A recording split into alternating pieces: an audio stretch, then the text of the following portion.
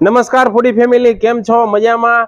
તો મિત્રો આજે આપણે જામકરોણામાં આવી ગયા છીએ અને જામકરોણામાં જો ખાવાની કોઈ બેસ્ટ જગ્યા હોય તો તે છે માધવ ફાસ્ટ ફૂડ અને તેમની આજે હું મુલાકાત તમને કરાવવાનો છે। અને અત્યારે આપણે ઊભા છે જુનાગઢ જામનગર હાઈવે છે, આપ સાઈડ જોઈ શકો છો જામનગર જુનાગઢ હાઈવે છે અને એની આગળ SBI ની એક્ઝેક્ટ સામે એક શેરી આવે છે, તેની અંદર માધવ ફાસ્ટ ફૂડ આવેલું છે।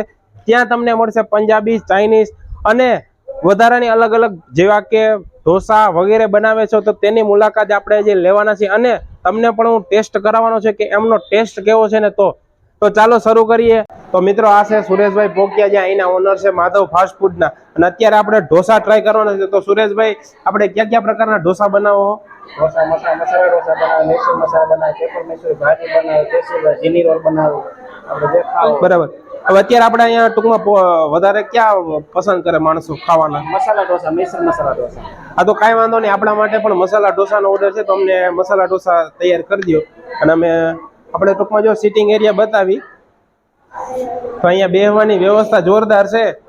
આ બાજુ ફેમિલી સાથે ઘણા માણસો બેસી શકે, એક આરે 40 માણસો પણ આવી શકે તો પણ તેની બેહવાની વ્યવસ્થા જોરદાર છે।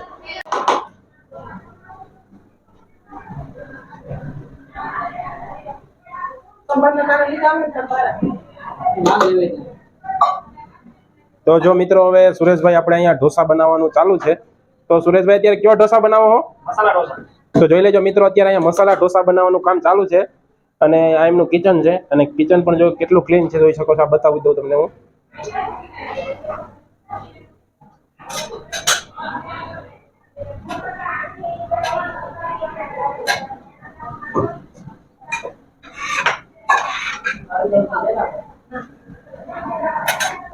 હવે એનું સ્ટફિંગ જો એમાં એડ થાય છે, તો જો મસાલા ઢોસા બનાવવાનું ચાલુ છે અને અત્યારે ઢોસા ઉપર તેમનું સ્ટફિંગ ચાલુ છે અને સુરેશભાઈ પોતે જ અત્યારે બનાવે છે।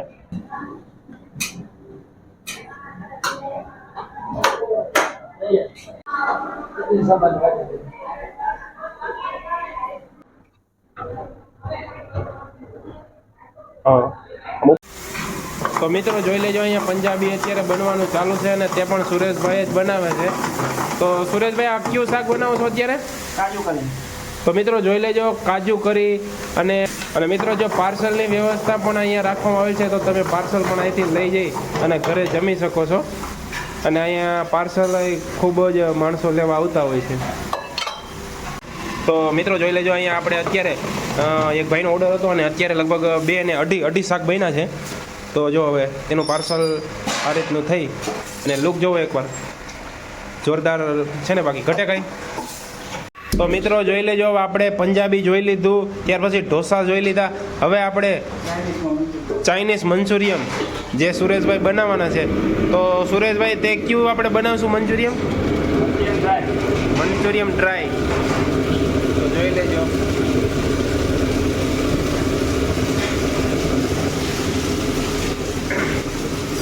માધવ ફાસ્ટ ફૂડનું સ્પેશિયલ જે મંચુરિયમ છે તે અત્યારે સુરેશભાઈ બનાવે છે।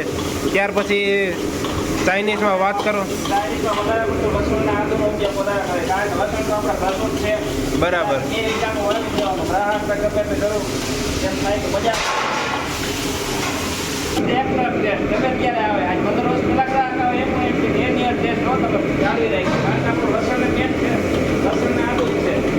તો મિત્રો જો સુરેશભાઈનું કહેવું એવું છે કે 15 વર્ષથી એકનો એક ટેસ્ટ તે આપે છે અને ગમે ત્યારે તમારે આવી ટ્રાય કરી લેવાની છૂટ।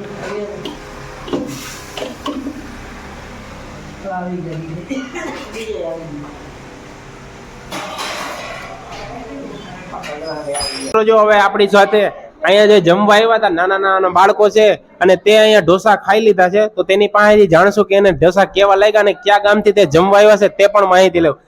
તો પેલા તો આપણું નામ જણાવી દો। મારું નામ બાબરિયા વાસુ જીતેન્દ્રભાઈ છે। ઓકે, હવે તમે કઈ જગ્યાએ આવ્યા હો ઢોસા ખાવા? ઢોસા ખાવા આવ્યા। બરાબર, અને ક્યાં ઢોસા ખાધા તમે? અમે સાદા ઢોસા ખાધા। બરાબર, કેવા લાગ્યા તમને ઢોસા? અમને ખૂબ જ સરસ અહીંના પ્રખ્યાત ઢોસા લાગ્યા। તો મિત્રો જોઈ લેજો, હવે આ બાળક અહીંયા આવ્યા હતા અને લગભગ તેની ફેમિલી સાથે આવ્યા હતા, ઓલમોસ્ટ લગભગ 40 જેવા મેમ્બર હતા। તો આપણે પણ તે ટ્રાય કરવાના છે અને ખૂબ ખૂબ આપણો આભાર કે તમે અમારા વ્યુઅર્સને તમારી માહિતી આપી। તો મિત્રો જોઈ લેજો, હવે આપણા ઢોસા આવી ગયા છે અને આપણે 2 ઢોસા ઓર્ડર કર્યા હતા. એક છે મસૂરી મેસૂરી મસાલા છે, આ મેસૂરી મસાલા છે. અને આ મસાલા. 2 ઢોસા આપણા આવી ગયા છે અને હવે આપણે ટ્રાય કરવાના છે કે તેનો ટેસ્ટ કેવો છે. તો સૌપ્રથમ આપણે મેસૂરી ટ્રાય કરશું. અહીંના છે મેસૂરી અને મેસૂરી મસાલા તે ખૂબ જ ફેમસ છે. તો તમે પણ જો અહીંયા માધવમાં આવતા હોય તો એક વખત ચોક્કસથી ટ્રાય કરજો અને તમારો અનુભવ પણ શેર કરજો. તો આપણે ટ્રાય કરશું તે કેવા છે.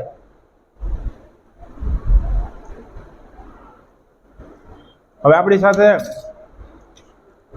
મસાલા ઢોસા છે તે પણ આપણે ટ્રાય કરવાના છે, તે કેવા છે.